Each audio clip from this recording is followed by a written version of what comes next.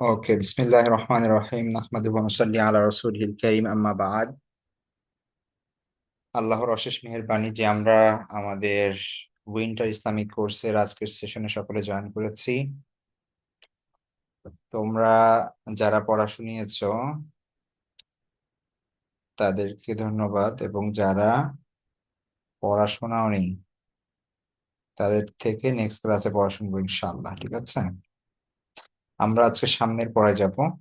আমরা গত ক্লাসে তোমাদের আমরা যে বিষয়গুলো পড়েছিলাম সেগুলো হচ্ছে খাবার সংক্রান্ত। খাবার শুরুতে কি পড়বো, ভুলে গেলে মাঝখানে যদি মনে আসে তখন কি পড়বো, খাবার সামনে আসলে কি পড়তে হয়, এবং খাবার শেষ হয়ে গেলে কি পড়বো, সেই বিষয়গুলো আমরা জেনেছি আলহামদুলিল্লাহ। আমাদের নেক্সট টপিক, এবং আমরা খাবারের যে এখানে 8টি আদব দেওয়া হয়েছিল, আশা করি সেগুলো তোমরা পড়েছো। ঠিক আছে, খাবার সংক্রান্ত আরেকটা জিনিস আছে এখানে, সেটা হচ্ছে দুধ পান করার দোয়া। রাসূল সাল্লাল্লাহু আলাইহি ওয়াসাল্লাম যখন দুধ পান করতেন, সবার আগে বলে নেই, দুধ একটা প্রথমত পুষ্টিকর খাবার। এটা এটা শরীরের জন্য অনেক ভালো, বিশেষ করে তোমাদের জন্য, কম বয়সের যারা, তোমাদের শারীরিক বৃদ্ধি, তোমাদের আহ কি বলে, তোমাদের আহ মানে সবকিছুতেই ডেভেলপমেন্টের ক্ষেত্রে, শারীরিক ডেভেলপমেন্ট হোক অথবা মানসিক ডেভেলপমেন্ট হোক, এটার জন্য দুধ কিন্তু অনেক কার্যকরী। ঠিক আছে, দুধ খাবে তোমরা। আর দ্বিতীয়ত, এটা আল্লাহ রাসূল সাল্লাল্লাহু আলাইহি ওয়াসাল্লাম খুব পছন্দ করতেন। বুঝতে পেরেছো? তো আল্লাহ রাসূল সাল্লাল্লাহু আলাইহি ওয়াসাল্লাম দুধ পছন্দ করতেন, এটা তার একটা প্রিয় খাবার ছিল, দুধ। তো এই জন্য আমরা এটা খাবো, মানে পান করব। আর দুধ পান করার যখনই আল্লাহ রাসূল সাল্লাল্লাহু আলাইহি ওয়াসাল্লাম দুধ পান করতেন, তখন তিনি এই দোয়াটা পড়তেন, আল্লাহুম্মা বারিক লানা ফিহি ওয়া জিদনা মিনহু। হে আল্লাহ, আমাদেরকে এটার মধ্যে বরকত দিন, মানে দুধের মধ্যে আপনি বরকত দিন এবং তা বৃদ্ধি করে দিন, তা বাড়িয়ে দিন। ঠিক আছে, তুমি দুধ যখন খাবে, দুধটা হাতে নিয়ে এই দোয়াটা পড়বে, আল্লাহুম্মা বারিক লানা ফিহি ওয়া জিদনা মিনহু, তারপর বিসমিল্লাহ বলে দুধ পান করবে। ঠিক আছে, তো এটা পড়লে কি হবে, তুমি এক্সট্রা সওয়াব পাচ্ছ এটার জন্য, রাসূল সাল্লাল্লাহু আলাইহি ইসলামের সুন্নাহ ফলো করার কারণে। ঠিক আছে, তাহলে আল্লাহুম্মা বারিক লানা ফিহি ওয়া জিদনা মিনহু।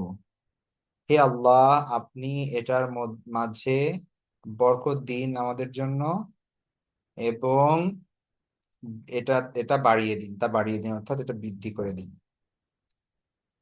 আচ্ছা, তারপরে আরেকটা জিনিস, এটা আমরা সবাই জানি, এটা মুখস্থ করার কিছু নেই। আমরা লিফটে অথবা সিঁড়ি দিয়ে, তাই না, আমরা উপরে উঠি, তারপরে নিচে নামি। তো তুমি যখন উপরে ওঠো, বা ধরো একটা ওই গাড়িতে করে উঁচু জায়গায় উঠছো, পাহাড়ের উপরে বা কিছুতে, যে কোনো জায়গায় তুমি যখন উপরের দিকে উঠবা তখন আল্লাহু আকবার বলবা, আর যখন নিচে নামবা তখন সুবহান আল্লাহ বলবা। ঠিক আছে, তো আমাদের সব সময় উচিত আমরা যেন আল্লাহর স্মরণে থাকি, আল্লাহকে স্মরণ রাখি, আল্লাহর জিকির করি। জিকির করা মানে হচ্ছে স্মরণ রাখা, স্মরণ করা। তো যে যত আল্লাহকে বেশি স্মরণ করবে, আল্লাহ তাকে তত বেশি পুরস্কার দিবেন, তত বেশি প্রতিদান দিবেন, তত বেশি রিওয়ার্ড সে পাবে। তো এই জন্য আমাদের সবসময় উচিত আল্লাহ সুবহানাহু ওয়া তাআলার জিকির করা, মানে আল্লাহ সুবহানাহু ওয়া তাআলাকে স্মরণে রাখা, স্মরণ করা। এই জন্য বিভিন্ন জিকির আছে, এই যে আমরা যা কিছু করছি সবকিছু কিন্তু জিকিরের মধ্যে, তাই না? তুমি ঘুম থেকে উঠে আল্লাহকে স্মরণ করছো, ঘুমাতে যাওয়ার আগে আল্লাহকে স্মরণ করছো, তারপরে খাবার শুরুতে আল্লাহকে স্মরণ করছো, খাবার শেষে আল্লাহকে স্মরণ করছো। তো এগুলো সবকিছুই কাইন্ড অফ জিকির। তো আমরা যখন উপরের দিকে উঠবো তখন বলবো আল্লাহু আকবার। লিফট উপরের দিকে যাচ্ছে, তুমি মনে মনে আল্লাহু আকবার আল্লাহু আকবার বললা। আবার যখন লিফট হচ্ছে নিচের দিকে যাচ্ছে, তখন সুবহান আল্লাহ সুবহান আল্লাহ বলবা। এটা তো আমরা সবাই জানি, এখানে মুখস্থ করার কিছু নেই। আর যখন তুমি এমনি সমতল জায়গা দিয়ে হাঁটবে, যেটা উঁচু না নিচু না, সে সময় লা ইলাহা ইল্লাল্লাহ পড়বে বেশি বেশি। ঠিক আছে, এতে আল্লাহ সুবহানাহু ওয়া তাআলা খুশি হবেন। আচ্ছা, তো আমরা উপরে উঠতে বলবো আল্লাহু আকবার, আর নিচে নামতে সময় বলবো সুবহানাল্লাহ। ওকে, তারপরে একটা দোয়া, খুব ইম্পর্টেন্ট দোয়া। দেখো আমরা সবাই তো বাহিরে যাই, গাড়িতে উঠি, হোক সেটা নিজেদের গাড়ি বা হচ্ছে বাস বা হচ্ছে রিক্সা বা হচ্ছে ট্রেন, যা কিছুতে যে কোনো যানবাহনে তুমি ওঠো, এই দোয়াটা পড়তে ভুলবে না।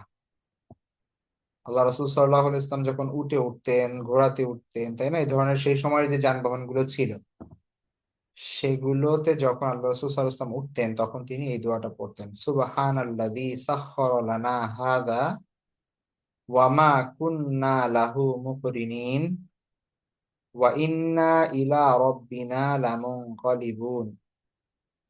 সুবহানাল্লাযী সাখখারা লানা হাযা, সুবহানাল্লাযী মানে মানে তিনি পবিত্র সত্তা, মানে সকল পবিত্রতা তার, যিনি সাখখারা লানা হাদা, এটাকে আমাদের নিয়ন্ত্রিত করেছেন, মানে এটাকে আমাদের বশীভূত করে দিয়েছেন। মানে এই যে আল্লাহ, দেখো তুমি গাড়িকে এদিকে নিচ্ছে, এটা এদিকে যাচ্ছে, ওদিকে নিচ্ছে, ওদিকে যাচ্ছে, তাই না, গাড়ি তোমার কথা শুনছে। তারপরে তুমি বাসের ড্রাইভারের কথা বাসে শুনছে, তাই না। তো অর্থাৎ বাসের ড্রাইভার বলছে এদিকে যেতে, সেদিকে যাচ্ছে, মানে হচ্ছে সে কন্ট্রোল করছে। এই যে কন্ট্রোল করার যে ক্ষমতা, এটা কিন্তু আল্লাহ আমাদেরকে দিয়েছে। অনেক সময় হয় না যে বাসের ব্রেক ফেল করে, গাড়ির ব্রেক ফেল করে, আর তখন কি হয়, তুমি ডানে বললেও ডানে যায় না, বামে মোড় দিলেও বামে যায় না, এটা সোজা যেতে থাকে। যে কোনো সময় কিন্তু কন্ট্রোল হারিয়ে যেতে পারে। তো এই কন্ট্রোলের ক্ষমতা আমাদেরকে দিয়েছেন আল্লাহ সুবহানাহু ওয়া তাআলা। আমাদের নিজেদের কোনো ক্ষমতা ছিল না যে আমরা গাড়ি, যানবাহন, তারপরে এই সকল জিনিসকে আমরা কি করতে পারতাম, নিয়ন্ত্রণ করতে পারতাম। এটা আমাদের কোনো ক্ষমতা নেই, এটা আল্লাহ আমাদেরকে দিয়েছেন বলেই সেই ক্ষমতা আমরা পেয়েছি। আল্লাহ আমাদেরকে ব্রেন দিয়েছেন, আমাদের বুদ্ধি দিয়েছেন, আমাদের মেধা দিয়েছেন, আর আমরা সেগুলোকে কাজে লাগিয়ে লাগিয়ে আমরা কি করছি, আমরা উন্নতির দিকে যাচ্ছি, আমরা গাড়ি আবিষ্কার করেছি, আমরা প্লেন আবিষ্কার করেছি, এবং সেগুলোকে সব নিয়ন্ত্রণ করছি। এই সব কিছু আল্লাহর দেয়া, আল্লাহর মার্সি, এগুলো আল্লাহর দয়া, আল্লাহর অনুগ্রহ। সুতরাং এগুলোতে উঠে আমাদের আল্লাহর নাম স্মরণ করতে হবে, আমাদেরকে বলতে হবে সুবহানাল্লাযী সাখখারা লানা হাযা ওয়া মা কুন্না লাহু মুকরিনিন ওয়া ইন্না ইলা রাব্বিনা লামুনকালিবুন।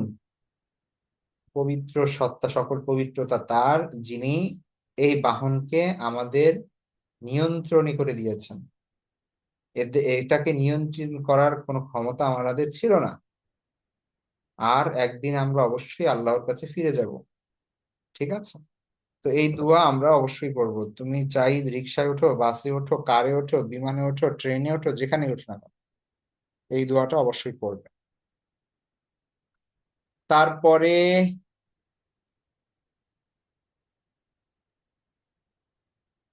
আর একটা দোয়া পড়তে হবে। আচ্ছা যাক, বেশি হয়ে যাবে, দিলাম না তোমাদেরকে, যাও। তোমরা তাহলে দুধ পান করার দোয়াটা পড়বে, আর হচ্ছে যানবাহনে উঠলে যে দোয়াটা পড়তে হয় সেটা পড়বে, ঠিক আছে। এই দুটো দোয়া তোমাদের থাকবে। আর হাদিসে যাই আমরা।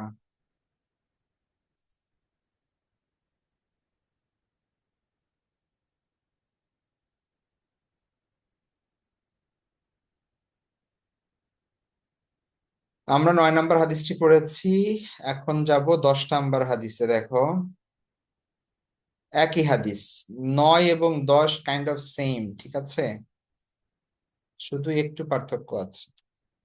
ওইটা ছিল খয়রুল আসহাবি, এখানে হচ্ছে খয়রুল জিরানি, মানে আসহাবের জায়গায় জিরানি। ওইখানেও ইনদাল্লাহি খয়রুহুম, ওইখানে লি সাহিবি, এটা হচ্ছে লি জারিহি। দুইটা শব্দ ডিফারেন্স, বাকি সবকিছু সেম। ওটা ছিল খয়রুল আসহাবি ইনদাল্লাহি খয়রুহুম লি সাহিবি, আর এটা হচ্ছে খয়রুল জিরানি ইনদাল্লাহি খয়রুহুম লি জারিহি। ওটা ছিল হচ্ছে আল্লাহর দৃষ্টিতে উত্তম বন্ধু, তাই না, উত্তম সাথী হচ্ছে সে যে তার নিজের সাথীদের কাছে উত্তম। আর এখানে এটার মানে হচ্ছে আল্লাহর দৃষ্টিতে উত্তম প্রতিবেশী হলো সে যে তার নিজের প্রতিবেশীর নিকট উত্তম। তাহলে তুমি যদি তোমার প্রতিবেশীর কাছে উত্তম হও, উত্তম মানে হচ্ছে তোমার আচার আচরণে, তোমার ব্যবহারে তোমার প্রতিবেশী সন্তুষ্ট, তুমি তাকে কষ্ট দাও না, তুমি তাকে তার প্রতি জুলুম করো না, তুমি সে অসুস্থ হলে তুমি দেখতে যাও, সেবা করো, তার প্রয়োজন হলে তুমি তাকে সাহায্য করো, তুমি তাকে ইনভাইট করো, সে ইনভাইট করলে তুমি যাও, দেখা হলে সালাম দাও, সুন্দর করে কথা বলো, তাই না? এগুলোই তো ভালো ব্যবহার। তো তুমি তোমার প্রতিবেশীর সাথে যদি তুমি সুন্দর আচরণ করো এবং তোমার প্রতিবেশী যদি তোমার প্রতি সন্তুষ্ট থাকে, তার মানে আল্লাহর দৃষ্টিতে তুমি সর্বোত্তম প্রতিবেশী। ঠিক আছে? তাহলে খয়রুল জিরানি ইনদাল্লাহি খয়রুহুম লিজারিহি, খয়রুল জিরানি ইনদাল্লাহি খয়রুহুম লিজারিহি। আল্লাহর তাআলার দৃষ্টিতে উত্তম প্রতিবেশী হলো যে তার নিজের প্রতিবেশীর নিকট উত্তম। ঠিক আছে? একই হাদিস, ওটাও তিরমিজি 1944 ছিল, এটাও 1944, সেটা হচ্ছে সেম হাদিস, জাস্ট দুইটা পার্ট করা হয়েছে। তাহলে এই হাদিসটা কিন্তু আমাদের অলরেডি মেমোরাইজ, এটা আলাদা করে পড়ার কিছু নাই। তাহলে জিরান শব্দটা তোমাদের জানতে হবে। আর জার, ওইখানে ছিল লি সাহিবি, এখানে লি জারিহি। আর ওইখানে ছিল খয়রুল আসহাব, এখানে খয়রুল জিরান। ব্যাস, এই দুইটা শব্দটা পার্থক্য, বাকি তো সবার মেমোরাইজ অলরেডি আছে। এখন কথা হচ্ছে প্রতিবেশীর প্রতি আমাদের যে দায়িত্ব। হ্যাঁ, আমরা কি জানি যে প্রতিবেশী কে? এটা তো জানি, তাই না? প্রতিবেশী কে? যে আমাদের বাসার আশেপাশে বাস করে, তারা সবাই আমাদের প্রতিবেশী। প্রতিবেশী এমন না যে একজন প্রতিবেশী হতে হবে বা দুইজন, প্রতিবেশী অনেক হতে পারে। তোমাদের ধরো তুমি বাসা থেকে বের হলে স্কুলে যাচ্ছ, মার্কেটে যাচ্ছ, মসজিদে যাচ্ছ, এই যে যাওয়ার পথে, আসা যাওয়ার পথে বাসার সাথে যাদের বাড়ি, বাসা, সব সময় দেখা হয় আসতে যেতে। অথবা ধরো ঢাকায় থাকলে তোমরা একই বিল্ডিং এ থাকো, ঠিক আছে, সিঁড়িতে ওঠানামার সময় বা লিফটে যাতায়াতের সময় দেখা সাক্ষাৎ হয়, তাই না? তোমাদের বিল্ডিং হতে পারে, পাশের বিল্ডিং হতে পারে। তো এরকম আর কি।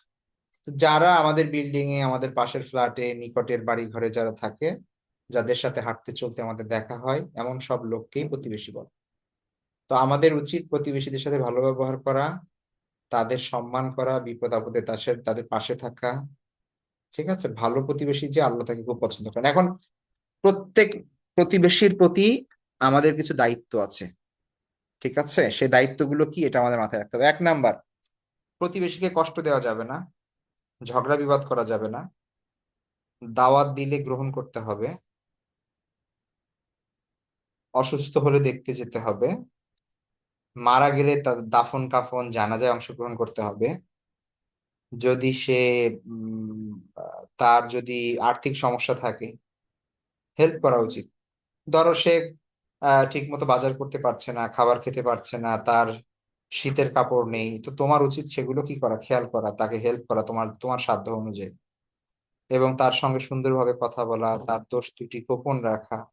এগুলো একজন প্রতিবেশীর দায়িত্ব, প্রত্যেকটা প্রতিবেশীর এই দায়িত্ব। ঠিক আছে? এগুলো আমাদের মেনটেন করতে হবে। আচ্ছা, আর একটা হাদিস পড়তে হবে।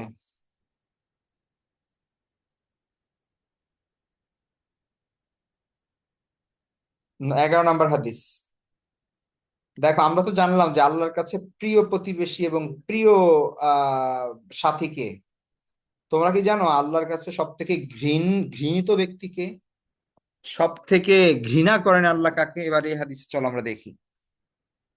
10 নম্বর হাদিসটা হচ্ছে আল্লাহর কাছে ভালোকে, এবার 11 নম্বর হাদিসটা হচ্ছে আল্লাহর কাছে খারাপকে।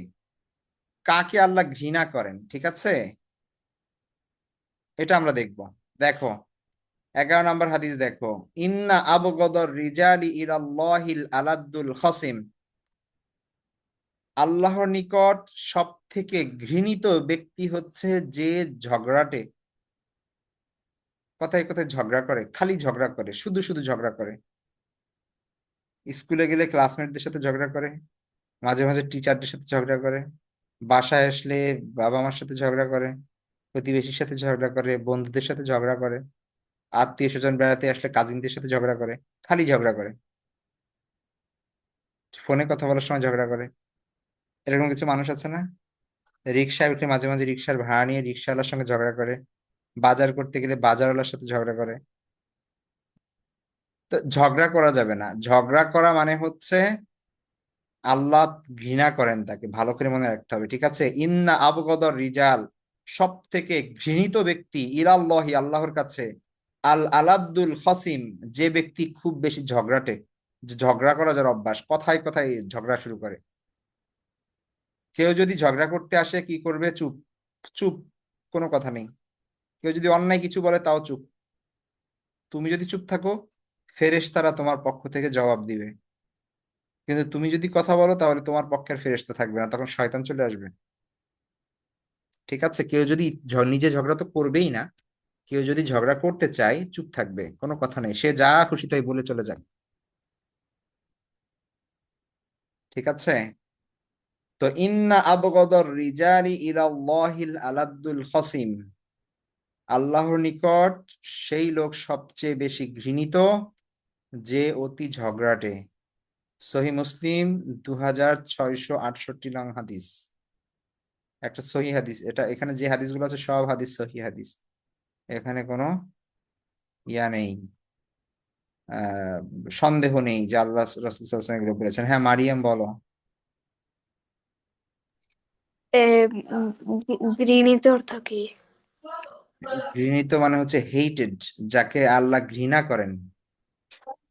বুঝছো? ঘৃণা মানে বুঝো, হেইট করা। জি জি, এখন বুঝছি। আল্লাহ সব থেকে বেশি হেট করে, ঘৃণা করে যে ব্যক্তি বেশি ঝগড়া করে। এই জন্য ঝগড়া করা যাবে না। ঠিক আছে? তো তোমাদের এই হাদিস নং 10 এবং হাদিস নং 11, এই দুইটা হাদিস তোমাদের মুখস্থ থাকবে। আর দোয়া পড়বে, দুধ পান করার দোয়া এবং যানবাহনে উঠলে যে দোয়া পড়তে হয়, দোয়া দুইটি মুখস্থ করবে। আর হাদিস দুটি অর্থ সহ মুখস্থ করবে। ঠিক আছে? ওকে, এবার আসি নবীদের স্টোরিতে।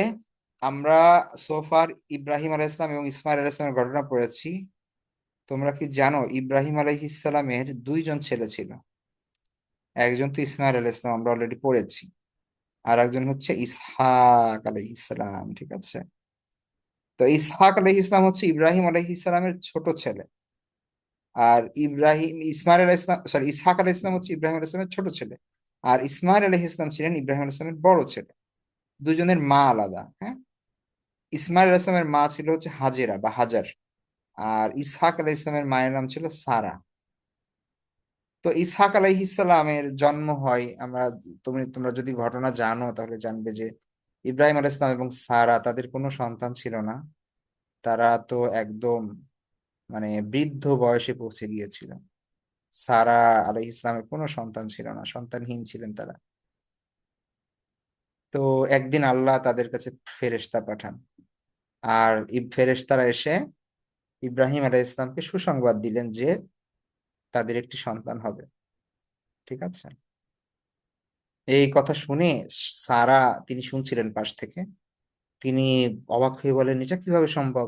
আমি বৃদ্ধা হয়ে গেছি, আমার স্বামীও বৃদ্ধ হয়ে গেছে, এই এই বয়সে কি সন্তান হয় নাকি? তো ফেরেশতারা বলল, এটাই আল্লাহর নির্দেশ, আল্লাহ যদি চান তাহলে সবই সম্ভব।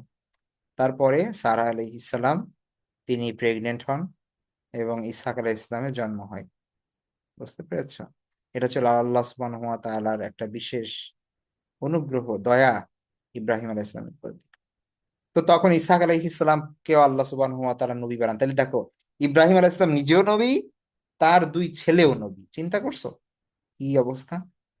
মানে নিজেও নবী, তার যে দুই ছেলে আছে ইসমাইল এবং ইসহাক, দুজনই নবী।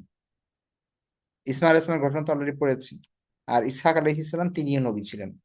তিনিও তার বাবার মতো খুবই আল্লাহর প্রতি একনিষ্ঠ ছিলেন এবং দয়ালু ছিলেন।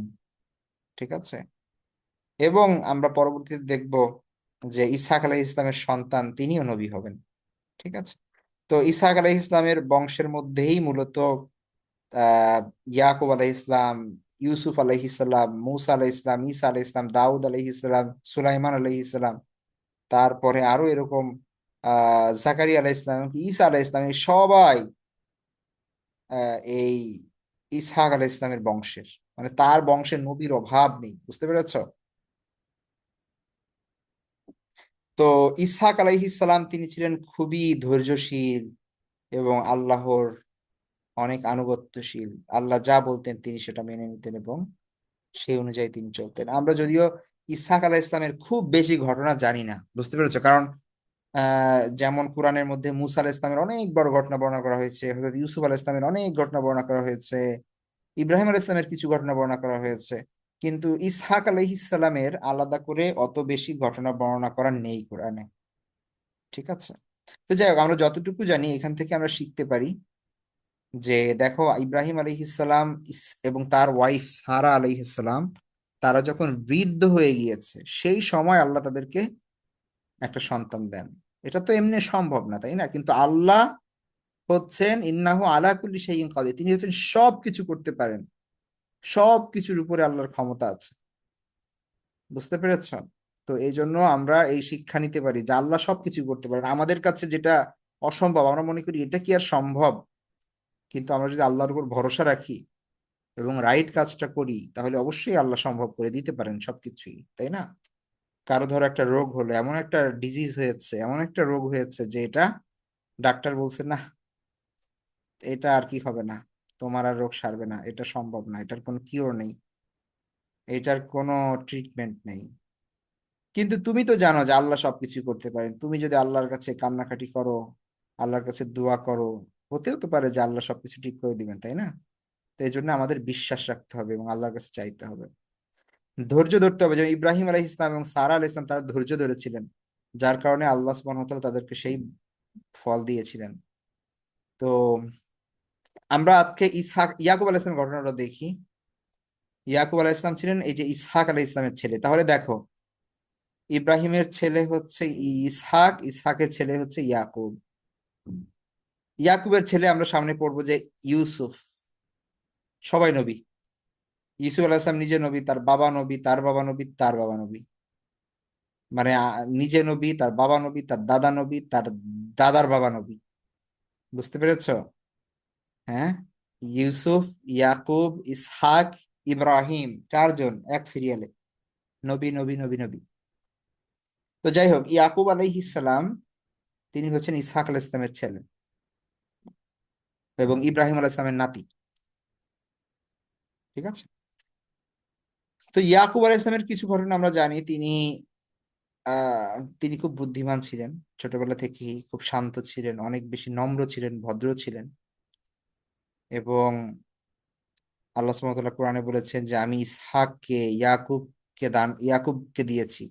মানে ইয়াকুব আলাইহিস সালামকে সন্তান হিসেবে হযরত ইসহাক আলাইহিস সালামকে আল্লাহ দিয়েছেন এবং তার উভয় নবী ছিলেন। ঠিক আছে? ইয়াকুব আলাইহিস সালামের একটা নাম ছিল, আর একটা উপাধি ছিল ইসরাইল। বুঝতে পারছো? ইসরাইল তার নাম। আর তোমরা জানো কোরআনে একটা সূরা আছে বনি ইসরাইল, সূরা বনি ইসরাইল বলি না আমরা? এই যে বানু ইসরাইল, এটা হচ্ছে ইসরাইল, বানু ইসরাইল মানে হচ্ছে ইসরাইলের সন্তানরা, ইসরাইলের বংশধর। আর ইসরাইল হচ্ছে ইয়াকুব আলাইহিস সালাম। তাহলে ইয়াকুব আলাইহিস সালামের বংশধরকে বলা হয় বনু ইসরাইল। এই যে ইহুদিদের দেখি আমরা, এরা মূলত এই বনু ইসরাইল। ঠিক আছে? ইসরাইলের বংশধর। তো এই বনু ইসরাইলের মধ্যে আল্লাহ অনেক নবী পাঠিয়েছেন, ইউসুফ থেকে শুরু করে মুসা, ঈসা, দাউদ, সুলাইমান, হ্যাঁ, জাকারিয়া, ইয়াহইয়া, তারপর এরকম যত নবী, এরা সবাই হচ্ছে এই বনু ইসরায়েলের মধ্যে থেকে জন্মগ্রহণ করেছেন। ইয়াকুব আলাইহিস ইসলামের 12 জন পুত্র ছিল আমরা জানি, তার মধ্যে একজন ইউসুফ আলাইহিস সালাম। এবং পরে ইউসুফ আলাইহিস ইসলামকে নিয়ে একটা ঘটনা ঘটে, এবং ইউসুফ আলাইহিস সালামের জীবন আমরা পড়বো সামনে, অনেক বিশাল লম্বা একটা ঘটনা, তাই না? ইউসুফ আলাইহিস সালামকে ছোটবেলায় তার ভাইয়েরা হিংসা করে, তাই ইয়াকুব আলাইহিস সালাম তাকে বেশি ভালোবাসতেন, এই কারণে তার সন্তান, অন্য সন্তানরা তারা খুব জেলাস ছিল। তো ইউসুফ আলাইহিস সালামকে তারা কূপে নিক্ষেপ করে। এবং আমরা জানি যে ইয়াকুব আলাইহিস ইসলাম তারপরে তার সন্তান ইউসুফের জন্য কান্না করতে করতে করতে অন্ধ হয়ে গিয়েছিলেন। এবং শেষে কি হয় সেটা আমরা ইউসুফ আলাইহিস সালামের ঘটনায় দেখবো। বুঝতে পেরেছো? তো ইয়াকুব আলাইহিস সালাম তিনি পরবর্তীতে তো ইউসুফ আলাইহিস সালামের সঙ্গে আবার মিলিত হন, এবং বৃদ্ধ বয়সে গিয়ে তিনি যখন মৃত্যুবরণ করেন, মৃত্যুর আগে তিনি তার সন্তানদেরকে ডাকেন, ডেকে বলেন যে তোমরা বলো আমি যদি মারা যাই, আমার মৃত্যুর পরে তোমরা কার ইবাদত করবে, কার উপাসনা করবে? তখন তারা বলে যে আমরা হচ্ছে, সূরা বাকারার 133 নম্বর আয়াতে আছে যে তারা বলে যে আমরা আপনার উপাস্য এবং আপনার, মানে আমরা আপনার কি বলে, আপনার যে রব এবং আপনার পূর্বপুরুষের যে রব ইসহাক এবং ইব্রাহিম, তাদের যে রব, সেই রবের ইবাদত করব। ঠিক আছে? তো তোমরা যদি সূরা বাকারা দেখো, তাহলে সেখানে দেখবে যে চমৎকার আয়াত। ঠিক আছে? তো আহ, সেখানে আল্লাহ সুবহানাহু ওয়া তাআলা বলছেন, আন কুনতুম শুহাদা ইয হাদারা ইয়াকুব আল মাউত, যখন ইয়াকুবের কাছে মৃত্যু উপস্থিত হয়, মানে মৃত্যুর সময় হয় ইয়াকুবের, ইয ক্বালা লিবানিহি, সে তখন তার সন্তানদেরকে বলেছিল, মা তা'বুদুনা মিন বাদি, আমার পরে তোমরা কিসের ইবাদত করবে? ক্বালু, তারা বলল, না'বুদু ইলাহাকা ওয়া ইলাহা আবাইক ইব্রাহিমা ওয়া ইসমাঈল ওয়া ইসহাক ইলাহান ওয়াহিদা, আমরা তো সেই এক ইলাহের ইবাদত করব, যিনি ছিলেন আপনার পূর্বপুরুষ ইব্রাহিম, ইসমাইল, ইসহাকের ইলাহ, আপনার পূর্বপুরুষের রব। ওয়া নাহনু লাহু মুসলিমুন, এবং আমরা তো তার প্রতি আনুগত্যশীল, আমরা তার প্রতি অনুগত। তো যাই হোক, এটা হচ্ছে হযরত ইসহাক ইয়াকুব আলাইহিস সালাম তার সন্তানদেরকে মৃত্যুর আগে যে আল্লাহ সুবহানাহু ওয়া তাআলা সেটা উল্লেখ করেছেন। হ্যাঁ। তো তার গল্প থেকে আমরা এই ধৈর্য এবং বিশ্বাসের শিক্ষা পাই। ইয়াকুব আলাইহিস সালাম তার পরিবারকে ভালোবাসতেন এবং তার মধ্যে ক্ষমার গুণ ছিল। তার সন্তানরা এত এত বড় অপরাধ করলো, ইউসুফ আলাইহিস সালামকে কূপে ফেলে দিল, নিক্ষেপ করলো, তারপরেও ইয়াকুব আলাইহিস সালাম তিনি কিন্তু তাদের ক্ষমা করে দিলেন। ঠিক আছে? এবং আমরা ইউসুফ আলাইহিস সালামের ঘটনা যেহেতু সামনে পড়বো, এই জন্য আর খুব বেশি বিস্তারিত বলছি না। তো যাই হোক, এগুলো তোমরা আমি এটা দিয়ে দিব, তোমরা একটু পড়ে নিও। আর আবারও বলছি, তোমাদের পড়া থাকবে হচ্ছে হাদিস 10 এবং 11, হাদিস 10 এবং 11। আর দোয়া থাকবে দুধ পান করার দোয়া এবং যানবাহনে উঠলে যে দোয়া পড়তে হয়, সে দুইটি দোয়া। এই দুটি দোয়া ভালো করে পড়ে মুখস্থ করে তারপরে আসবে ইনশাআল্লাহ। নেক্সট ক্লাসে আবার দেখা হবে। সে পর্যন্ত ভালো থেকো তোমরা সবাই, দোয়া করো। আসসালামু আলাইকুম ওয়া রাহমাতুল্লাহি ওয়া বারাকাতুহু। في أمان الله. আসসালামু আলাইকুম। আসসালামু আলাইকুম ওয়া রাহমাতুল্লাহি ওয়া বারাকাতুহু।